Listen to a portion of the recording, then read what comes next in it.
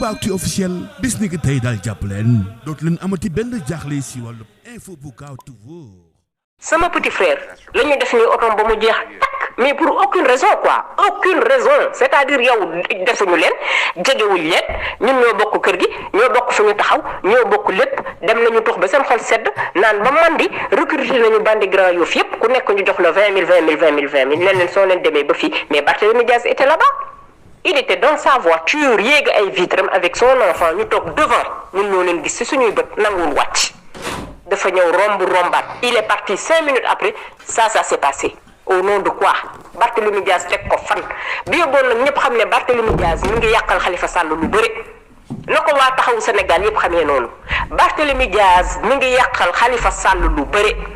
Khalifa Sall xeexul xeexaanul puusul randalul lii yëpp Barthélémy moo ko si dugal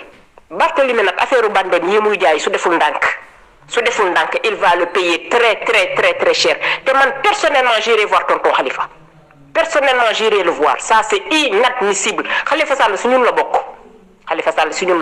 man il fait partie de moi il fait partie de notre famille xam ne suñu waa kër yépp donc man je trouve inadmissible lii nii duñu dal ñun si kër gi la ñu bokk duñu ay jàmbur il n'a pas à aller payer qui que ce soit pour ñuy tas manifestation ba nga xam ne pacifique la te la nga xam ne dañ koy ñaxtu pour Sénégal te ñun ñëpp ñu bokk ko c'est inadmissible nekkul lu may inventé maa ko wax sama digganteeg yàlla ñoo leen jàpp foofu waaye dóor xale yi bi ñuy bëgg a dee mais ils ont dit ñoom seen yoon nekkul si xeex dañ leen fay rek 20 000 francs ku nekk ñu ne leen ko leen fay ñu ne Barthélémy Dias et qui les a recrutés c'est sa fille seen gémmiñ suñu nopp kenn nekkaliwuñu ko maa ko fekkee seen gémmiñ suñu nopp waaye léegi ñun waa taxawu ñun luñ siy wax dañuy toog di seetaan di continuer di ko jàppal tànk man Thiam du ma ko def tey du ma ko def suba man personnellement j'irai voir Khalifa Sall te lii dina leer parce que kii li mu koy yàqal moo ëpp li mu koy defaral moom xam ne jeexal na politiquement il faut être réaliste. Barthélémy Dias réewande bu muy jaay tegu ko fenn la ko tegul fii nag Sénégal la dañoo taw ñu xeex suñu biir ak xulloo suñu biir nañu waxante dëgg dañoo war a booloo jëlee fi kii nii fattañu taraj ne du fi jóge c'est ça l'objectif mais su fekkee ne ñun ñu ngi defar yow ngay yàq bu boobaa nag il aura affaire à nous carrément et directement te bu boobaa tamit lu mu am jël ñun ñi nga xam ne ñoo ànd ak Khalifa Sall wala même su dul dara sax ñu jàpp ko bëgg ko considérer ko nang ko on va tous se retourner contre Khalifa te bu boobaa moom mooy perte lu leer laa leen wax man je suis sur le terrain moom li muy jaay ñoo ko dàq foofu su dee wuyu lay jaay ñoo ko gën a wuyu su dee bande lay jaay ñoo ko gën a bande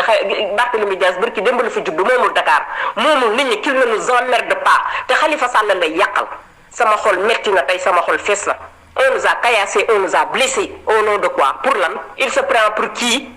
au nom de ba pare léegi suñu jógee waa taxawu yépp la ñuy wax nag ñun la xas si taxawu yépp te fekk na si ça se trouve Khalifa Sall yéegul tinul man looloo ma naqadi benn Barthélémy Dias il se permet de faire ce qu'il veut di jaay na moom mooy le roi de Dakar ñun ñii waa Dakar lañu juddoo Dakar lañu màggee daf ñu fay ëppalewul dara au nom de quoi il se permet au nom de quoi fii laa koy teg réunion nañ fi bay bëgg a dee cotiser nañu bay bëgg a dee fii laa koy teg fii du ma ko teg feneen fii laa koy